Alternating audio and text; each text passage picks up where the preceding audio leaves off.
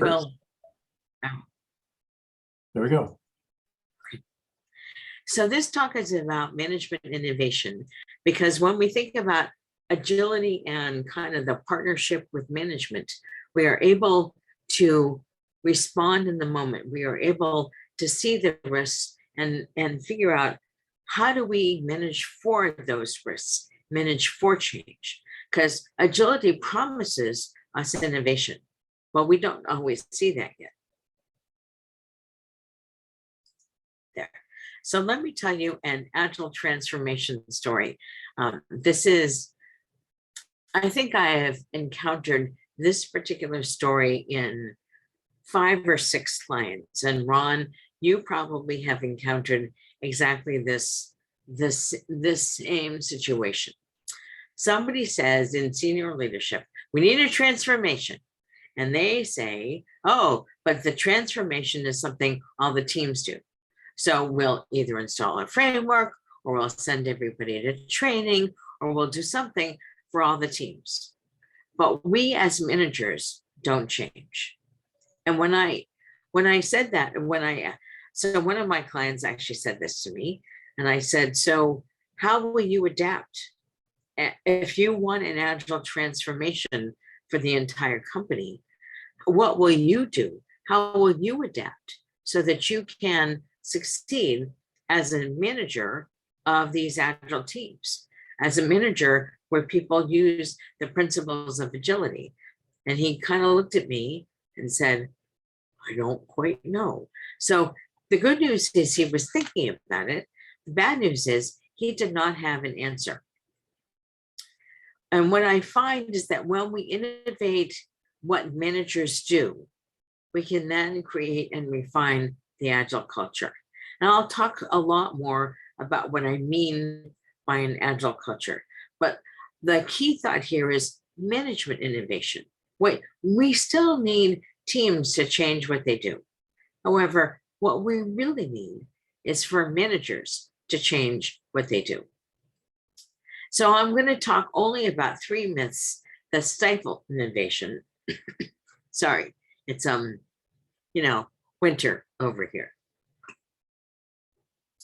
And the 3 myths are how, if you standardize how people work, that 100% utilization works, and that performance management creates employee engagement. And the reason I'm going to talk about these 3 is because they create all of the pieces that go into culture. So when I think about managing myself, I think about how do my actions affect the culture. And when I think about how people feel if I'm their manager, and I freely admit I am a hard-boiled egg. I am not a people-first person. I am a people-first person because that's logical, not because I have a big heart. I have a big heart for my family. Yeah, maybe not so much for other people. So I am one of those people who is not by nature a touchy-feely person. And then how do I act? How do I create and move towards the purpose for the organization? So we're going to talk, this is all about what culture is. So I'm going to talk about those ideas when I talk about these 3 myths. So the first myth is that we can use one standard agile process. And notice that I said an agile process, which if you think about inspect and adapt and double loop learning, I'm not sure that I would call anything agile a process, right? But maybe we can use that term. When I worked with this most recent client, he said, well, if we install a framework for all the teams to use, we can tell what everybody's doing. We can compare what the teams do. Well, first of all, comparing teams is nuts, right? Every team does something a little bit different from every other team. So how could we use one standard agile process for all of the teams? And that's because we know that all the teams have different work. They have different pressures.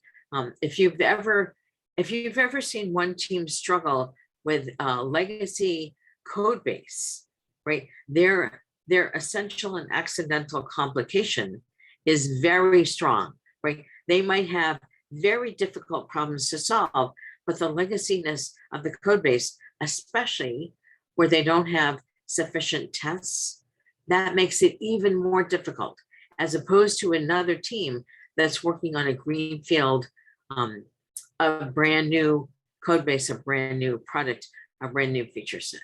So I would expect those two teams to use different approaches for their work. And I don't understand how we can even consider comparing them or using one standard approach for either of them. So there are several things that teams need instead of standardization. The first one is, what is the overarching goal that offers the business outcome, right? If we say, well, we need this product, or we need this application, or we need this problem solved, that's a business outcome that has an overarching goal that allows the team to come together and really work towards that overarching goal. Now, we might need guidelines. So, for example, one of my clients, well, one client is using software as a service. The other one actually has hardware. So the software as a service client says, we need to be able to release every hour. And then we need to move to releasing every minute, right? We need to up our game when it comes to releasing externally. How do we do that, right? That's actually a very good question. The hardware company, well, I should say the company with hardware as part of their product, says we need to release software every day inside the organization. And we need to marry the software with the hardware at least once a week, right? So two different kinds of companies, two different kinds of guidelines, and that's what they need instead of standardization. I have also added constraints for various teams, which is don't break existing products. That means these teams, when I said that to the clients, they said, well, of course we can't break existing products. I said, so does that mean you have prioritized, you have ranked adding tests to support the product development as you proceed? Well, no, we haven't done that. So if we have this constraint, right, that we cannot break anything existing, we have to add, we have to change how we envision the product development so that we actually do that. I happen to think that learning fast from experiments is also a much better approach than any kind of standardization. And for those of you who are fond of saying fail fast, I have turned this into learn early, right? Learn fast, don't fail fast. Because I find that I have yet to work for an organization that rewarded any kind of failure. But I have worked with a lot of very nice people who have rewarded early learning, right? So when we think about how do we learn early or learn fast instead of failing fast, we are much more likely to succeed. And then the managers have to delegate the problems and the outcomes. So I'm teaching a leadership class right now. And one of the very big questions that these leaders had for me is, how do I fit everything into the time I'm supposed to work? I'm only supposed to work 40 hours a week. I feel as if I have 60 hours of work I need to do. And so I said, are you trying to do all the work at your level and at the level below you, and possibly at even the level underneath that? And some of them said, yes. And I said, okay, so this is where you can choose what to delegate and when, right? So if you say to teams, oh, I need you to solve this problem, I would like to see some kind of progress every day, every other day, every week, right? Whatever that is, then that's how you delegate problems and outcomes. And you don't ask people to work on tasks. So that when we work like that, every team can create their own agile approach, which is how you can get to innovation. Now, the second myth is all about 100% utilization. I don't know how many of you work for organizations where everybody is focused on utilization. If you have two more projects than you can possibly staff for the teams, if everybody is working on 2 or 3 or 4 projects at a time, you're working in a place that really believes in resource efficiency. If we make everybody busy, we'll get more done. Except that's not how utilization works. That's focusing on the person instead of focusing on the outcomes, instead of focusing on the throughput and the product, right? So when we start to focus on how many products can we release, how fast can we release our new products, then you'll soon realize, even if people are only at 50% utilization, they get to think. They get to say, oh, I had this very interesting idea over there. Some people have asked me how I write so much. And part of it is I write every day for 15 minutes, right? That's part of my discipline for my work. However, because I write every day for 15 minutes, I often discover there's an interesting idea over there that I had not yet connected to this idea over here. Because I don't work at 100% utilization. I take walks during the day. I have vertigo, so I no longer cross-country ski or any of that stuff. But I'm up and out of my chair several times during the day. And because I'm not wedded to the chair, I'm not wedded to the Zooms, I am able to make connections, right? So if we think about watching the people, that's all about resource efficiency and optimizing for outputs and time. How much time did we spend on this thing? Instead, I get to optimize for my value, for my deliverables.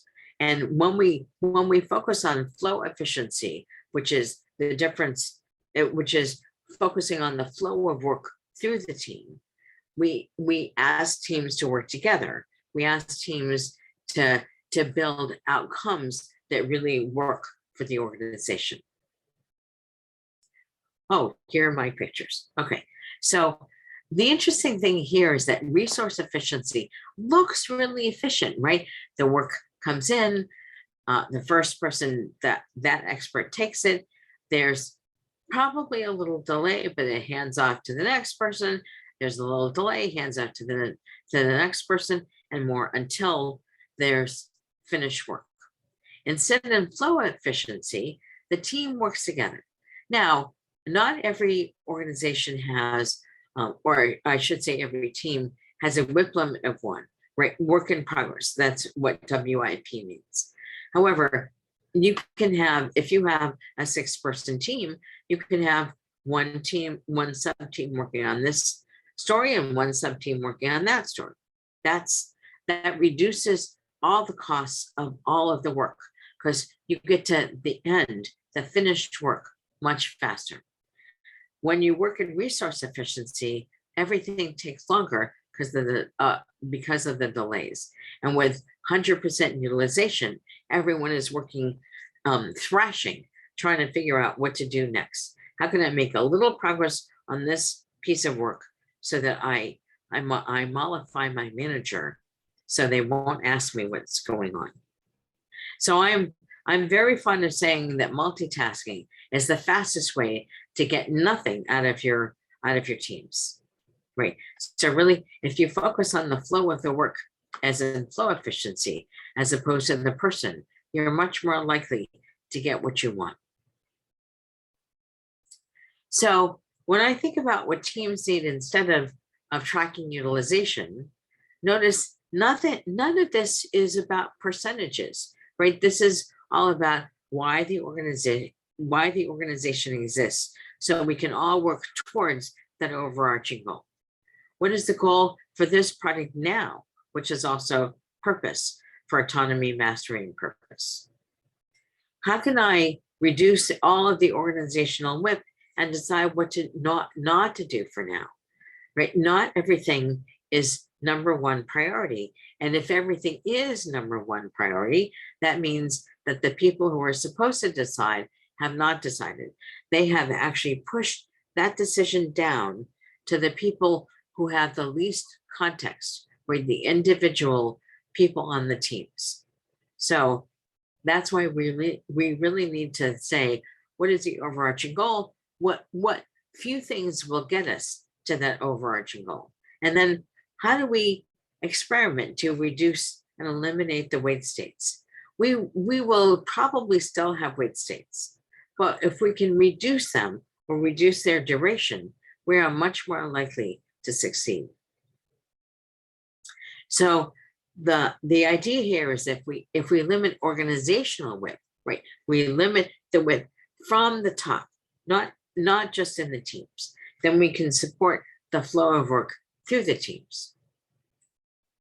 Now, this one always gets a lot of questions. The third myth, I should say, is that performance management creates engagement. Let me tell you a little bit about one of my reviews early in my career. So I was at my second company. That was analytical chemical instrumentation. And I was a software developer working in firmware, working in assembly language. We had not yet moved to C, right? This is how long ago it was.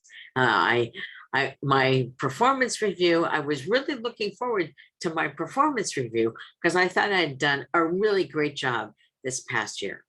So I sat down with my boss only a month late, and he said, Johanna, you do a lot of things really well. You get to about 95 or 96% done for a given project, and you just don't get it over the line. I have to nag you to finish it. I do have this finishing problem. I freely admit it. I still have this problem. And he said, so I said, oh, that's actually really good feedback. Was it just this last project? Because we had really short projects, right? 2 and 3 months of projects. I think my longest project up until then had been about 4 or 5 months, right? We got the project in, we worked on it with a couple of other people, we finished it, we shipped it, right? That's what we did. And he said, no, it's been all the projects since you've been here. And I said, really? He said, yes. All 6 of them? Yes. So I said, why did you wait so long to tell me? That was feedback for him. So I was quite perturbed, and I was angry actually that I had to wait for my performance review to hear this very valuable feedback. I bet all of you have experienced something like that. I've also received feedback that said, we would really like to promote you, but we cannot promote you. We promoted the other guy first. Excuse me, why does that matter to me in my career? Or we just don't have enough money to pay you the way we should pay you. This is not my problem. This is your problem, right? So you can't rank people against each other, can't compare people against each other, can't have competition. You can't, every time you give one person more money than another, you reinforce pay disparity. I bet a bunch of you are supposed to be doing OKRs that cascade down. That's actually management by objectives. It's actually not what Peter Drucker had in mind with management by objectives. He actually had OKRs in mind, which is a global objective, a global goal, this overarching goal. Anytime you evaluate people on subordinate goals, you optimize down at the level of the person. And especially with agility, we want to optimize up at the teams, up for the product, up for the entire organization. So performance management is just nuts. I have worked without any performance reviews now for at least 26 years. I'm pretty sure that the last time I was a manager, I didn't get a performance review done either. And I somehow figure out what to do. I somehow figure out how to get better at everything I need to do. So I'm sure none of you need performance reviews. And every time we do performance management, we create disengagement. So instead of performance management, I'm a very big fan of regular one-on-ones to build that trusting relationship between the manager and the people that you lead and serve. Right. So all of you are managers or about to be managers or something. I did not ask that question.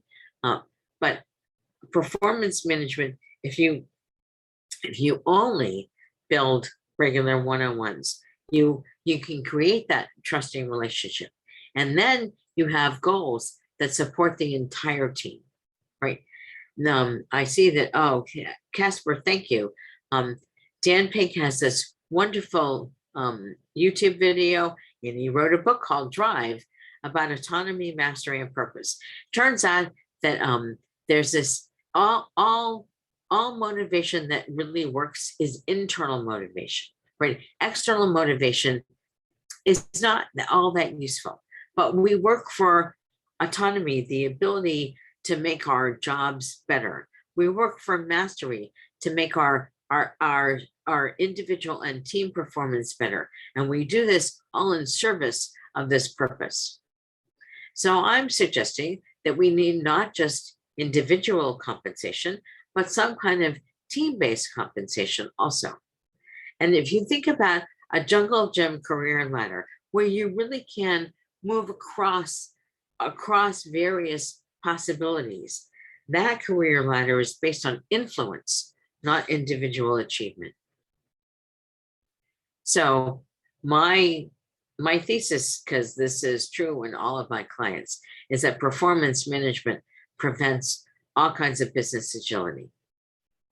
So there are these three common ideas in this presentation that I want you to consider, that we create and work towards one overarching goal, that we have small experiments to optimize learning where we can learn early, and we collaborate in small world networks across the organization. Now, I have not really talked about small world networks. Those are where we are all connected to each other. Ron and I have probably been connected on LinkedIn for, I don't know, 10 years, something like that, Ron, a long time. We knew about each other years and years ago. So Ron and I have had this small world network in common. I have not yet met, I think, most of you on this call right now. So, but after tonight, maybe I will have you in my network. But you are connected in various ways across the organization. And the more people you are connected with inside the organization and outside the organization, the more you can work in those small world networks that allow you to ask other people for assistance, for support, for information, because you never really know where you're going to get all this new information that you need. So really think about how you collaborate as part of a team, as part of a management cohort, and as across the organization. So I've suggested a whole bunch of changes for you, and that means that management and innovation can optimize for change. You don't have to manage change, you can optimize for change. So these are the 7 principles in the Modern Management Made Easy books, I should say. And I would like to stay in touch with you. Yes, these are all my books. I write the Pragmatic Manager newsletter. I would love to link with you on LinkedIn, and and the Modern Management Made Easy books are there. So I'm going to stop the share because I can always come back to it and ask for questions. So let's go off to the let's go off to the breakout rooms. And okay. Johanna, I'll put you if you're okay with this. I'll put you in one, and I'll put me in another one. And I'll put I think 2 breakout rooms. Well, 11 people, 6. That's 6 people in one of them. But 3 breakout rooms. If we do 2, then one of us can be in each room. Well, that's true. Okay, let's do that. Okay, let's do that. And the first assignment, everybody introduce themselves to each other. Let's find out who we are. Secondly,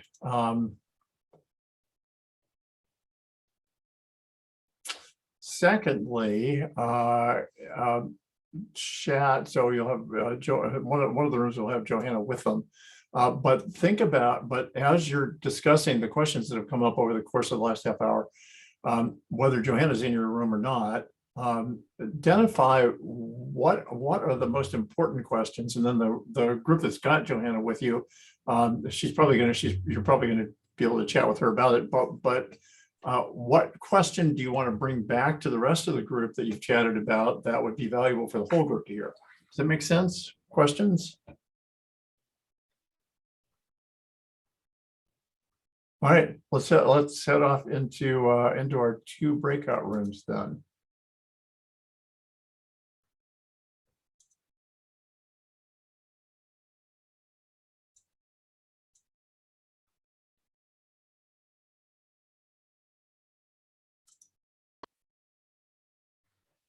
For our Q&A session, we've got recording back on again. So so we didn't have Johanna, we didn't have you with us. So the big question was around the HR one. How do we get HR on board? And Steve, you started this, and Atit, you asked the question of managing HR, and Mike, you had a piece of that. Do you want to lend some color to the question? I think the new concept for me, Johanna, was really nice about tying this angst I have about performance management with our other Agile processes, because we do a lot of really good Agile things, but there always seems like there's this push and pull. And so you really gave me some words around that, some things to discuss, but I appreciate. But the biggest thing is, how would you ever get HR in this big company to treat us differently, or allow us to, avoid some of this hated ritual that we have so ingrained in our culture, right? And Atit, you had some really incisive parts of that question too. Absolutely. So just to add what Steve mentioned, right? If we don't have a specific performance review, right, in terms of measuring what individuals or what team members do, what other options we bring on the table there has to be something there, right, to measure. I mean, we can't promote everyone the next level, right? There has to be some measurement to be done. So what other options we have if we don't have the performance review there? So how familiar are any of you with Lewin's equation that says behavior is a function of a person's behavior is a function of their performance? No, I gotta find it. But people's whose principle is it? Who's Lewin's equation? Can you please write it in the chat if possible? There. So Lewin's equation says, I'm gonna find it. Mary posted it into the chat. Oh, thank you. Yes, behavior is a function of the person and their environment. And we know from Deming that most of the problems we see in the organization are not from the person, they are from the system or the environment. So I'm going to actually turn this kind of back around, and maybe this is something you can or might not use with your HR. But I would ask HR, how can you tell if a person is succeeding or failing when we work together as a team, when the entire environment is part of how they work? And how can we assess the negatives and positives from the people around them? So I do not know how to evaluate any single person's contribution. I know when people have contributed. I know when they have not. Everybody on the team knows. especially if it's an agile team. So I would actually put the pressure back on HR to say, I mean, first of all, we have 25 years of knowledge, or maybe 30, that performance reviews don't work. Performance reviews create disengagement. I have a whole bunch of references for that in the Modern Management Made Easy books. And if you want the references, I'm happy to put them somewhere so you can see them. I believe if you download the supplemental materials for book 2 on my website, I believe all the references are in there. So we have data that says performance reviews don't work. Do they have data that says how performance reviews do work? Because while performance reviews are a common system, I have never seen them work. Now, so performance reviews are different from how do we allocate salary? So the first thing I'd like to say is, how do we pull apart the salary discussion from the performance review discussion? And that's where we need job descriptions at probably more levels than you have now. And you base it on behaviors and influence, not about what people appear to have done alone. Let me see if I can find my speaker deck. I believe I have something about career ladders there. Would So the levels also include different roles people play? Because like I some people that are my tech lead or my architect, or I don't know if there's definitions for all the types of roles people play. But so yeah, I actually think that it has to. I think that this is the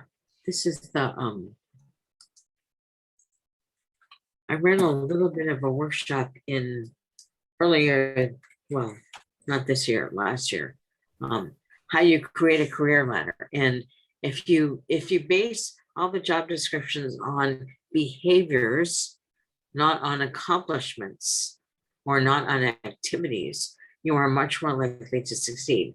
And if you use influence as part of those behaviors, now you actually have something that works better.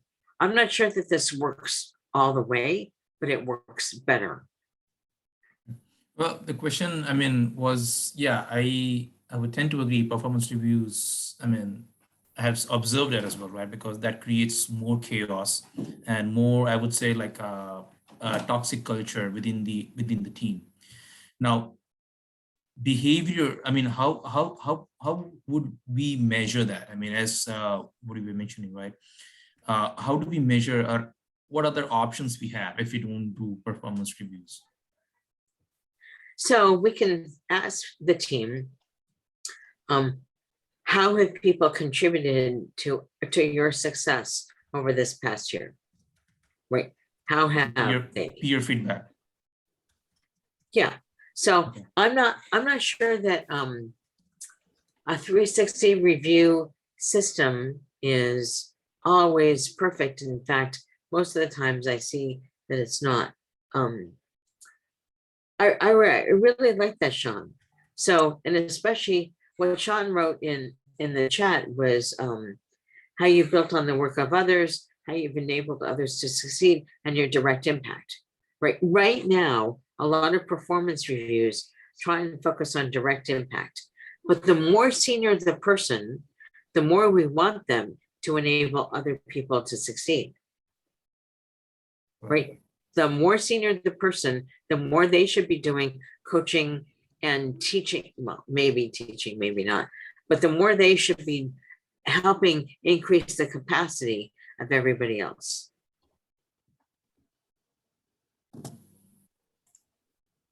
I really like that, Sean. Is that published anywhere? I don't know. That's a good question. It's published in what we call connects, which are our, semi-annual sort of check-in for performance. I found it to be, I've only been at Microsoft for, 6 months, and I found it to be huge game changer. I mean, there's a lot of cultural elements at Microsoft that I found to be pretty useful in terms of performance management. You know, I met with our HR business partner and wanted to go through a pretty traditional, I hate admitting this, but like a 9-box exercise, just so I could identify like, where's everybody at, you know, kind of in their journey. And she was super helpful in helping me transition that, using some of our development philosophy around growth mindset, and that, you know, people's capacity is unlimited, and it's really about developing, you know, potential. And we came up with this whole new framework that I'm super excited about. What I think I learned from that is like, if you focus on developing people per this growth mindset, you know, sort of philosophy, you kind of almost don't even have to really measure performance, because everybody's it kind of solves for itself. You know, that's not entirely true, but it's a way of like, it's like, I don't know what the jujitsu or whatever, using somebody's, you know, their own force to redirect, Yeah. you know? Well, because you're catching people succeeding, right? You're building on reinforcing feedback. And that is such a huge thing. So I used to get all kinds of change focused feedback, especially at my performance reviews, because I don't come across as a normal woman. I'm old, so yeah, you can take that as you will. Mary, you're younger than I am, so hopefully you don't encounter this, right? But women are supposed to be nice. Women are not supposed to be assertive. They're not supposed to be abrasive. They're not supposed to be direct. I am all of those things, and my managers could not get over it. I remember, actually, yeah, this was not my finest moment, but I actually told one of my VPs to get over it. I was not his wife. I was never going to be his wife. I was my own person, and to stop treating me as if I was his wife, but mean. I was not mean. I was honest and direct and assertive. And I was just like the men in my position. I didn't last there that long. So I think it's really important to say, how do you focus on the reinforcing feedback, right? One of my bosses actually said, when you speak like this, Johanna, people can hear you. That changed how I started to talk to senior management, except for that bozo, right? So that reinforcing feedback offers many, many more possibilities. And if you're always focused on how do we enable others to succeed, that's all about reinforcing feedback, not just the growth mindset, right? That's a behavior that you can then assess. Now, Atit, I'm not sure why you want to measure this stuff, although we still need to figure out how to manage the salaries in the organization. So if that's the place you're coming from, I say we have many, many more levels, and we have narrower bands, and we decide what the criteria are for moving from one band up or down or across. Right. And it's all based on criteria that are behaviors. What have we seen this person do?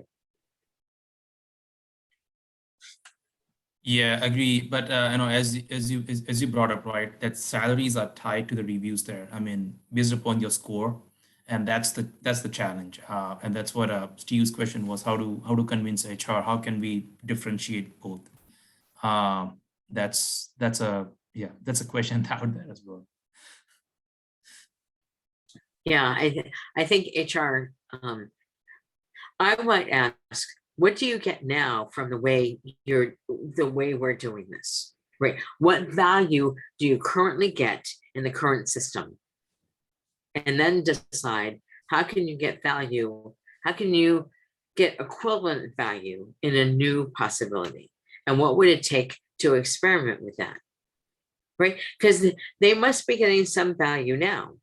When I talk with HR, they often have not articulated the value. But when I talk with project portfolio teams, and when they say we really need to assess the value of the project based on how much we think it's going to cost, which is about duration, which means you need an estimate, then I I have been successful saying, what if you chose to limit the investment? Right? What if you said, we think that this is a year-long project and it's going to be 20 million bucks? What if you said, we will invest not more than 5 million for this quarter? How would that change your decision making? So when you start to move from a cost accounting, cost analysis, move to an investment perspective, I find that I get better conversations. Yeah, certainly it's a brainstorming thing so I'll bring out to the HR, to my leadership as well, and then we'll talk more on this. Yes, absolutely. It's a really hard problem. Yeah. I mean, changing HR with the legacy system, implementation. I mean, it's not a piece. I mean, it's not a one-person thing. It has to be like coming from everyone. Otherwise, I can't fight against the system, their entire system. Yeah. So what was the burning question or the burning conversation in the group that Johanna was in? What should the other half of us get the benefit from?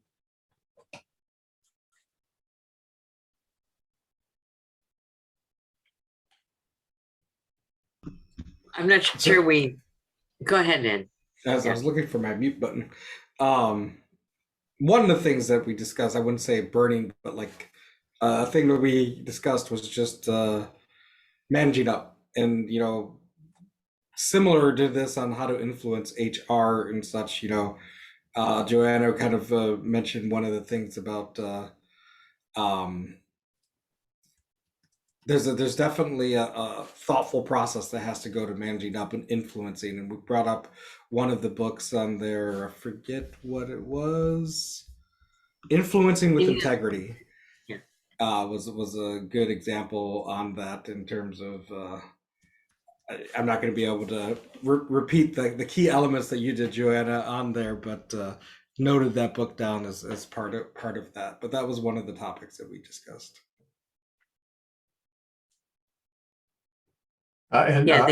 Say more about Influencing with Integrity. This is not a book I know. So Gina Laborde wrote that book, and it's all about, you build rapport with people before you need it, right? You build a relationship before you need to use the relationship, so that by then the other people trust in your competence, and then you entertain short-term and long-term objectives. So you might not say, well, even I think I would manage not to say, performance management doesn't work, to the HR person. However, I might say, I would like to experiment with a way to do performance management that's more agile, not more frequent, but rewards teamwork and collaboration. And I would have that conversation after I had already spoken with the HR person, or I might plant the seed. I have also said to HR people, I'm planting a seed with you, because I'm very blunt and direct, right? I want you to consider this kind of an option for our agile teams, because we want teams to collaborate. How do we get flow efficiency in the teams? And then if we reward people based on individual accomplishments, we're not reinforcing the collaboration. How do we reinforce the collaboration with our HR policies? And I might even say, I don't have any answers yet. I would like to have this discussion with you over time. Casper, in our group, you were asking a related question about managing your manager, or dealing with managers with different way of thinking about. Yeah, I mean, yeah, Joanna, you said like when you talk to HR, you say, hey, I want to do performance management more agile. Now, if I bring the word agile up with my manager, that's a concept, I have to really explain and bring in, and also with I have a, my manager has, or I have a colleague who also has a team, and he also thinks the same way as my manager. So I'm in a difficult position to make that change happen. So my question was in general, like, how do I, able to make that change happen and influence, or redirect, or I don't know what the right word is. Yeah. So I'm going to go a little bit meta, and you don't have to answer this question, especially since we're recording. But why do you want to use an agile approach when you have a culture that's so anti-agile? So I don't think so. I think the team that's below me is very agile. And I basically need to make the translation from that up. So that's work that I'm doing right now. And I see the value that I have with my team, or the value that gives me as a manager to succeed. And I feel like the organization could succeed with this as well. So that's the kind of the reason I would like to translate, or bring that in. So I'm going to put a link in the chat. You have many more options than waterfall or agile, right? Yeah. You can use an iterative and incremental approach that does not require a culture change. Right, just me, my life is way too short to butt my head against a culture. And so if you really like the job, if you really like the domain, and you want to make life good for the people that you lead and serve, perfect. But don't force an agile approach. Right? Yeah. Don't try and change the culture, because you might offer the principles that I had. Let's see if I share my screen again. You might say to your manager, are any of these principles useful to you, right? And just start there, as opposed to say, let's do something different, right? I mean, life is short. Way too short. And you might say, I really like this product. I really like the team. We're not going to really have an agile culture, but that's okay. Mm-hmm. Yeah. I appreciate that. I came up with the utilization point you brought up, that my colleague is using. He assigns utilization to his team, which I don't do. And so that was kind of the lead to this. Yeah. Well, it'll be interesting to see if you measure your throughput with anything, especially if you have to integrate what your colleague does, right? Then you can actually measure your cycle time and show a value stream map of all the waiting that you have to do and the cost of delay that you incur from that particular, from waiting for that team. Yeah. Casper, that reminds me of, I've just started using Jira software. I used version 1 before, and in Jira software, each story has assigned. I'm like, oh, I just don't even like that word, that I have to assign a story to someone. I want to, it's like, You can assign it to you, or assign it to a team name, and then they can figure out what to do. Exactly. Yeah. So Johanna, Sean had a really interesting question about how you pick those 3 things, and it was a little bit deeper than that. Sean, do you want to articulate your question? As you were going through it, I was like, how does her brain work?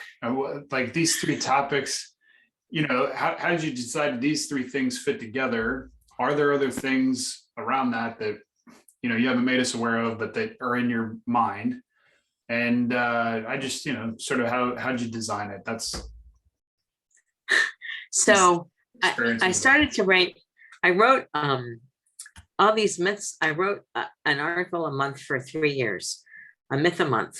And I feel like I'm Robert Aspirin with his, with his funny titles. And then I thought all I needed to do was to collect them in each of these 3 books. And it turns out that a bunch of them were myths about managing yourself, which I did not address at all. Maybe about the business, about time versus outcome, how you think about the contributions that people offer. But a lot of these came from leading and serving other people, and the fact that people always remember how you made them feel, even if they don't remember the work, if they have a fuzzy version of what the product was, but they remember how they felt. And when managers, and the third book is about really management innovation, that if you took a manager from the early 1900s, even up through when Drucker was writing in the 50s and 60s, and you plunk that manager into any organization now, once they understood about email and Zoom, they would manage exactly the same way. But we don't work the same way anymore, right? We are totally different. When I first started to work as a programmer, right, our version control was MRU, right? Most recently updated, the date and the person's initials. We did not even have version control systems, right? All of you are kind of sighing at this, right? It's sad. I, who was a professional programmer, could probably not start to contribute anything because how we work has changed, except management has not changed. And because management has not changed, that's why I wrote the books. That's why I keep talking, right? Yeah, because it's just craziness. Out of curiosity, why do you think that managers have not changed? And do you think that it is the same in the United States and other parts of the world? Because I think that here managers do change. Not immigrants, but they do change. So some managers change, and some organizations have changed. But even if you just take the issue of performance management and how we do reviews and how we compensate people, the more we reinforce solo work by just solo compensation, the more we reinforce solo behavior. And that part has not changed.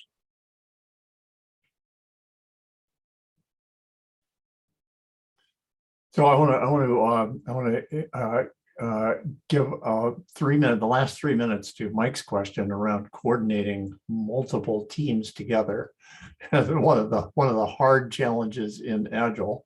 And Mike, you're responding to some of the things that Johanna said. Do you want to say more about that? Yeah, just really the flow optimization at that level, once you get outside of the team, becomes a lot more difficult. And I'm just wondering if you have any ideas or tips or whatever that you've seen that would be useful for trying to implement that. And same thing, like the influence plays a big part in that. How would you influence the larger organization to start looking at optimizing that flow at that level? So a couple of things. First, I wrote a book about Agile and Lean program management, right? That's where you scale collaboration, not process. So I don't actually care what any given team does. This is the boundaries and constraints issue.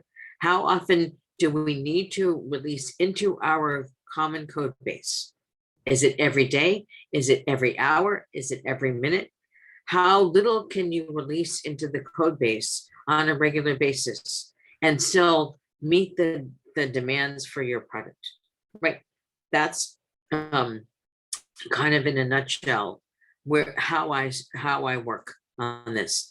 If you have component teams, there's a post on my website that says an experiment to move from component teams to feature teams, except I did that only in person. Right, I only executed that. I had, excuse me, easels around the room with the feature sets. Right, this is the security. This is the platform. This is this kind of library access. Right, this is they were all the feature sets, and people could walk over to the easels and say, I want to work on this team.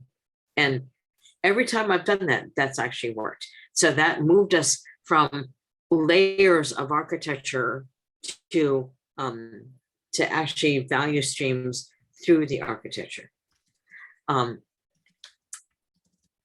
Depending on how many people you have, that's really, really hard. Great to do it virtually.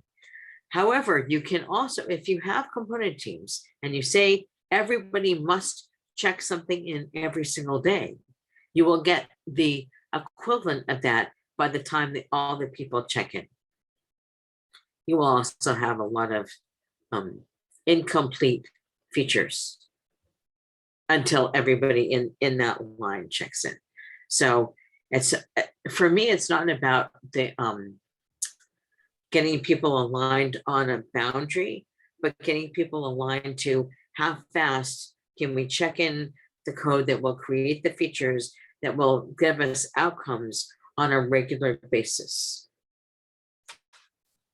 Awesome. We're at 6 o'clock. We're at an hour and a half. Johanna, thank you for spending an hour and a half with us. Lots of kudos. Thank you all for being here. Yeah. Thank you all for being here.